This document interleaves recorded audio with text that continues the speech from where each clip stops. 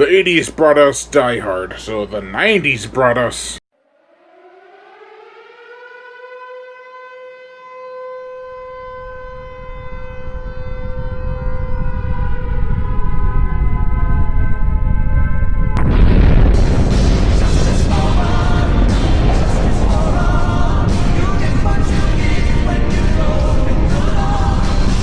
Under Siege. The 90s. It was a time of film where you could have a big budget with a hard R rating and still make a profit. Why did all that really sound sexual?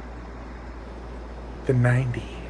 The plot! The Missouri is out for her last voyage, and to celebrate, they throw a party, mainly for the ship. Also for the General's birthday, but you catch my drift. Soon, however, some uninvited party guests arrive and... Wait, what? They were invited, but disguised as a kick-ass rock group featuring Tommy Lee Jones? You have my interest, and then some. Let's continue. Anyways, everything seems to be going according to plan.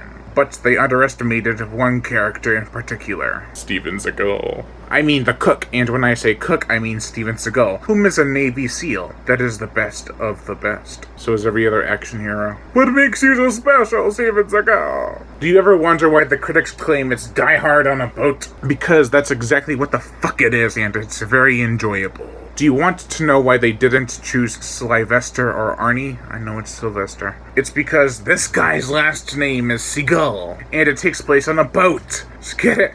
Seagal.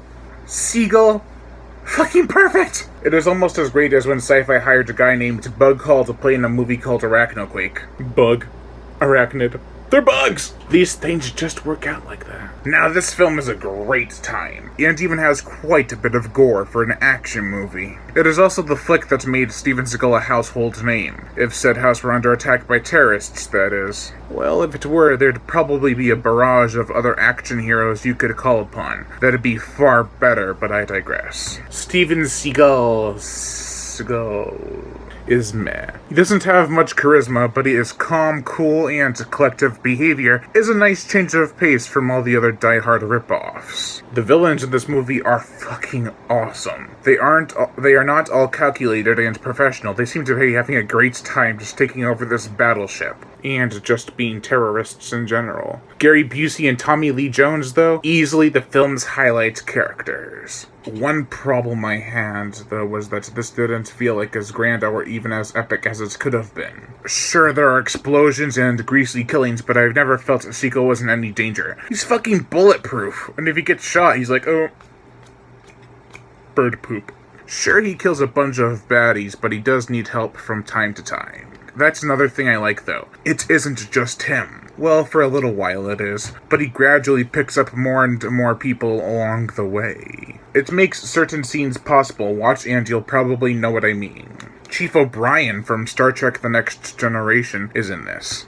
Kind of surprising to hear him say fuck and be a pretty decent bad guy. The gore we get a throat ripping, a messy impaling, stabbings, bullet wounds, and an eye gouging, and even some mechanical blade action.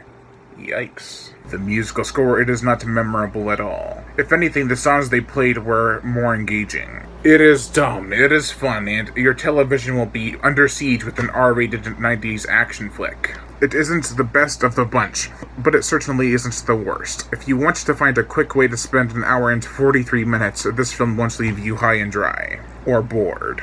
Overall, I give Under Siege a 3.5 out of 5. I'm Brian Gatto, host of Sprockets and Bloodshed movie reviews. Make sure to like my Facebook page in the description below, leave comments, and subscribe.